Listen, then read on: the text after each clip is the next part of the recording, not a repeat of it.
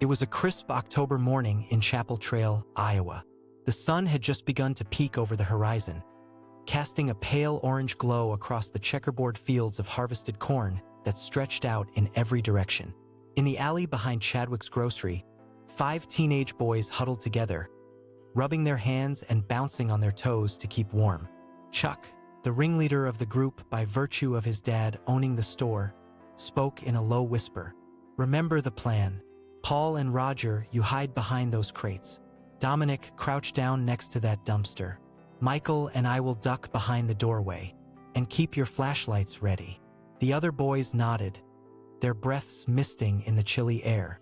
They had conceived the stakeout 2 days prior, after Chuck relayed the strange case of the missing fish deliveries. For the past several weeks, the regular shipments of fresh fish from coast and lake distributors had gone missing shortly after being dropped off behind the store in the early morning hours. Chuck's dad suspected the New Day manager Doug was responsible, as he was the only one there when the deliveries came. But Doug vehemently denied any wrongdoing.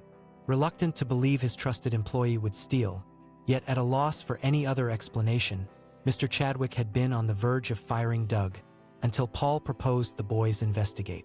"We're kids, and kids can hide," Paul had said matter-of-factly.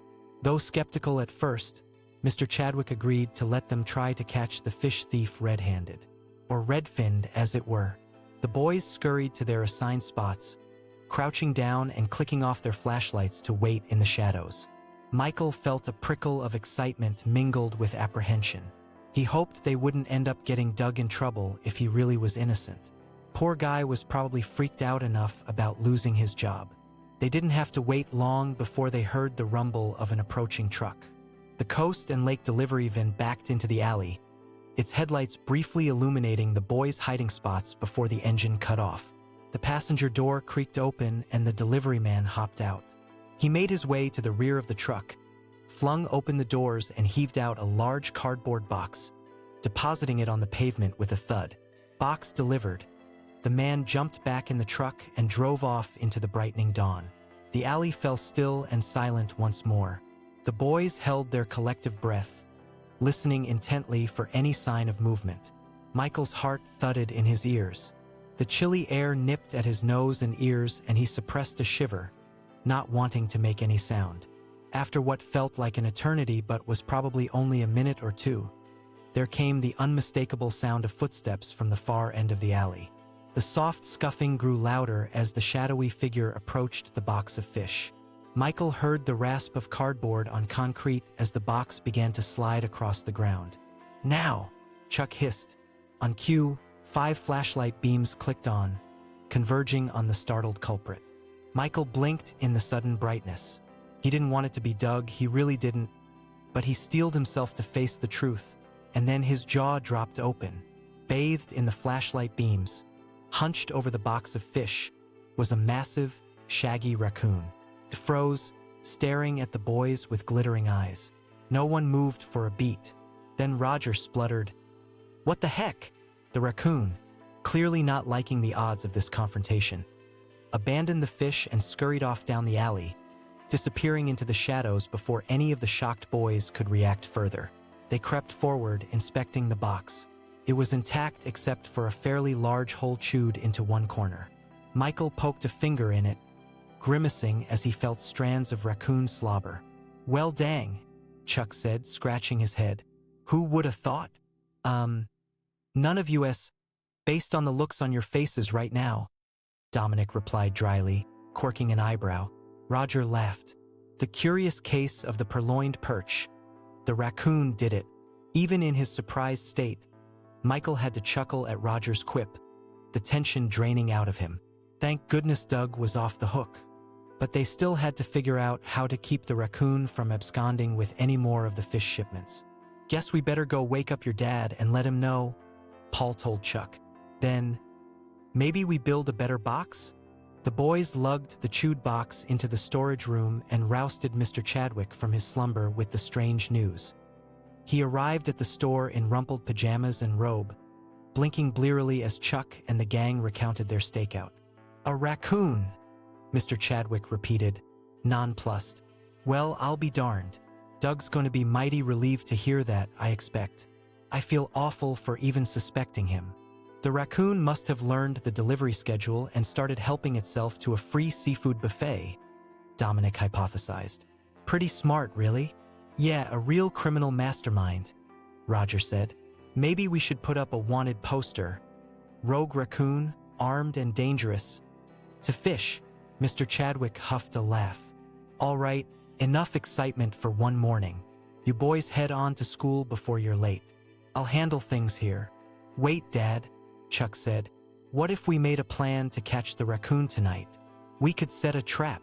Boys, I appreciate you solving the mystery, but I can take it from here, Mr. Chadwick said firmly. No more tomfoolery before you get yourselves in trouble. I'll figure something out. The boys exchanged looks, then shrugged reluctantly. They knew better than to argue when Chuck's dad used that tone.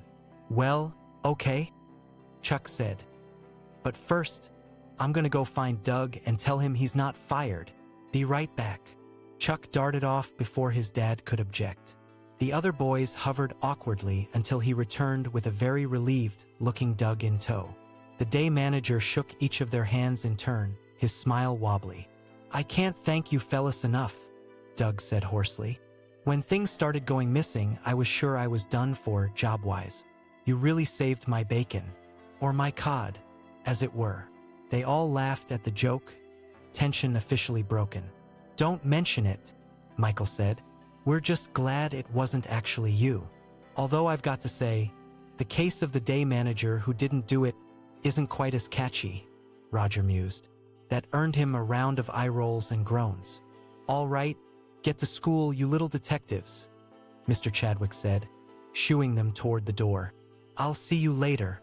The boys ambled out into the bright sunlight of a new day, considerably cheerier than they'd been just an hour before. You know, Paul said as they walked along, I actually feel kind of bad for the raccoon. He was probably pretty disappointed to have his all-you-can-eat fish dinner taken away. Yeah, Dominic agreed. And raccoons may be a nuisance, but they're just trying to survive like everything else. Bleeding hearts, Roger teased. Next you'll be saying we should invite the furry burglar in for tea. I'm not saying that, Dominic protested. Just that maybe the solution is making sure he has other food sources, not locking everything up so tight. Like what? Give a man a fish, he eats for a day. But if you teach a raccoon to fish, Chuck shook his head. Nah, that one went somewhere weird. They all laughed, but Michael had a thoughtful gleam in his eye. Dominic's comment had given him an idea. That afternoon, the boys reconvened at their usual spot outside the school's front doors. Michael was practically bouncing with eagerness to share his plan. Okay, guys, he said. I've been thinking, what if, instead of setting a trap for the raccoon, we helped it out? Helped it steal more of my dad's inventory? Chuck said dubiously. No, helped it find other food, Michael clarified. Like Dominic said, it's just trying to get by, and relocating it might work for a while, but another one would probably just take its place eventually. What if we made the alley a little more raccoon-friendly? The others regarded him with varying degrees of intrigue and skepticism. I'm listening, Paul said. What did you have in mind? Michael took a deep breath.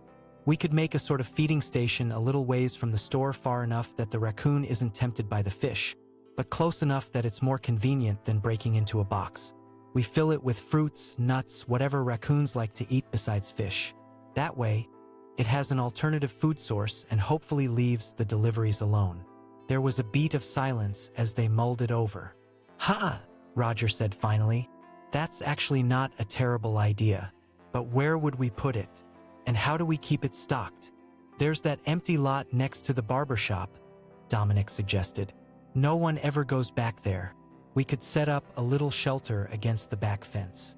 And I bet we could get the rejected produce my dad usually gives us and put it to good use for once, Chuck added, warming to the idea. Paul nodded slowly. It just might work. But we can't let your dad know, at least not right away. He seemed pretty set on handling things himself.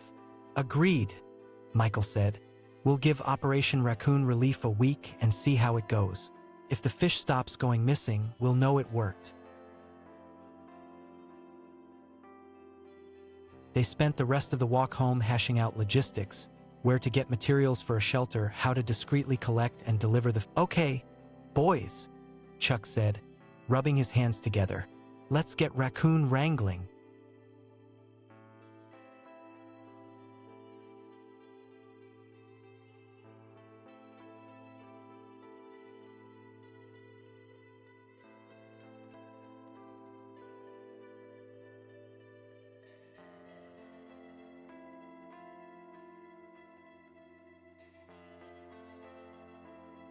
Over the next week, the boys put their plan into action. After school each day, they would swing by the grocery store to do raccoons like cinnamon rolls?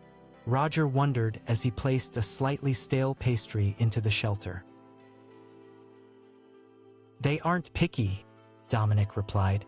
"They're known to eat just about anything, though a preference for sugary baked goods is undocumented." "And we're about to change that," Roger declared, dusting off his hands. "This little guy's going to be living the high life with all this 5-star chow."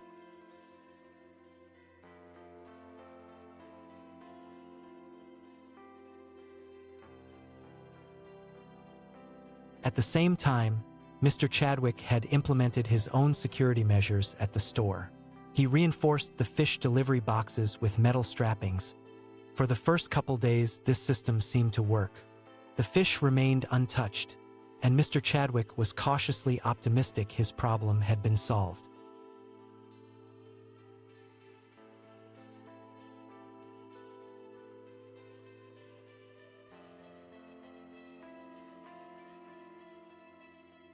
But the boys knew better.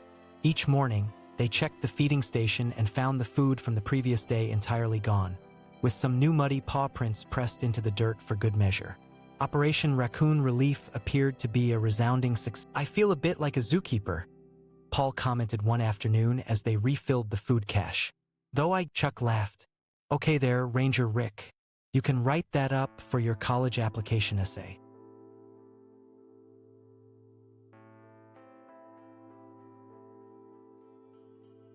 Paul threw a bruised apple at him, which Chuck deftly caught and lobbed into the shelter.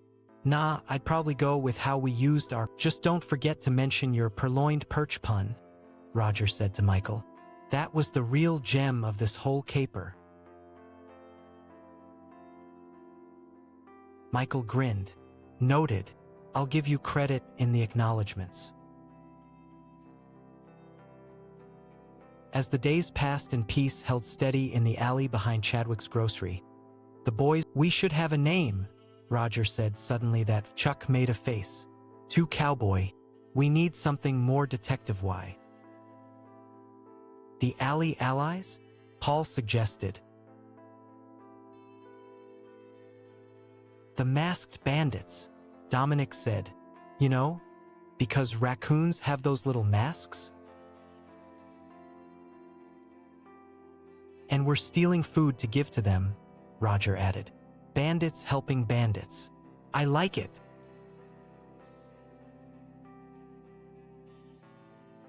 Michael chuckled. "The Masked Bandits it is. And as soon as we're sure this arrangement is going to stick, I think it's time to let Mr. Chadwick in on our secret." Another week went by, and the fish deliveries remained unmolested.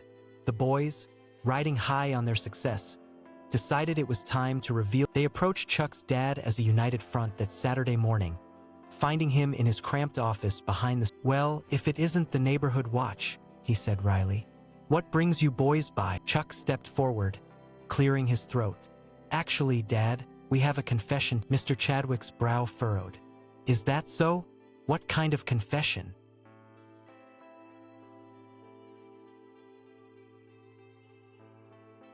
The boys exchanged glances. Then Chuck squared his shoulders and continued. "We might have been running a bit of a side operation to help with your raccoon problem," he said. "We've been setting out food for it behind the barber shop so it wouldn't go after the fish." Mr. Chadwick's eyebrows shot up even higher. "You've been what now?" Michael jumped in to explain. We made a little feeding station in the empty lot and have been stocking it with the produce and stuff we usually get. We call ourselves the Masked Bandits, Roger added helpfully.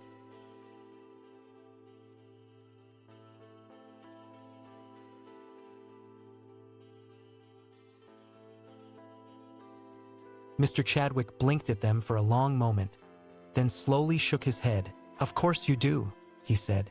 I should have known you boys wouldn't let this go so easily. But I have to hand it to you, your harebrained scheme actually seems to be working. The boys broke into triumphant grins, exchanging high fives.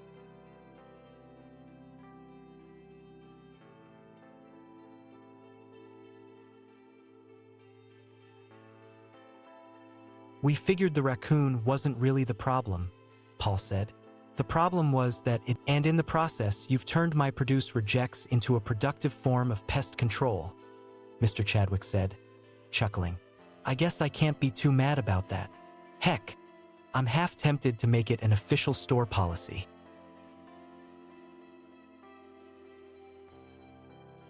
Chuck lit up. Really? You mean the Masked Bandits could keep doing our thing? Well, now, let's not get carried away, Mr. Chadwick said. I'm not sure I need a raccoon. Well, the boys couldn't agree fast enough. Hands were shaken, shoulders were clapped, and the Masked Bandits disbanded with a renewed sense of purpose.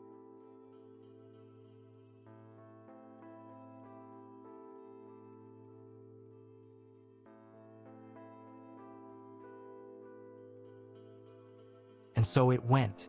Weeks turned into months, and Chadwick's grocery remained raccoon-free. As promised, after a month of no further fish thefts, Mr. Chadwick began setting aside a portion of the produce rejects each day for the boys to distribute to their makeshift raccoon buffet. As winter approached and the selection of rejected fruits and veggies, we could do a sort of fall harvest theme. Dominic's do raccoon zichipunkin. Paul wondered.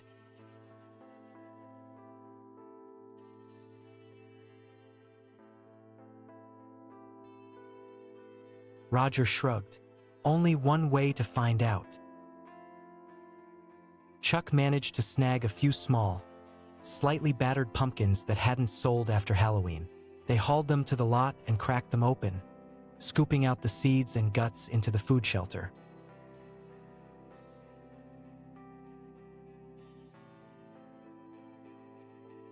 The next day, the pumpkin was gone and the Masked Bandits chalked up another victory.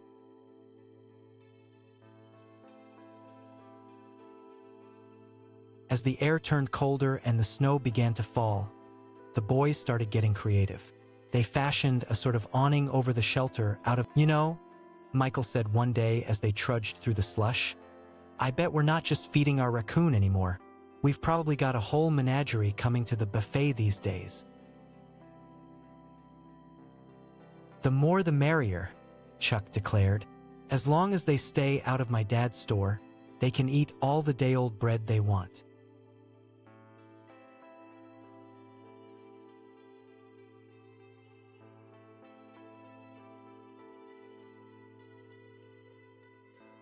And so the Masked Bandits' mission continued, their secret society enduring through the coldest months. By the time spring arrived, Operation Raccoon Relief had become so routine, it was hardly a secret anymore.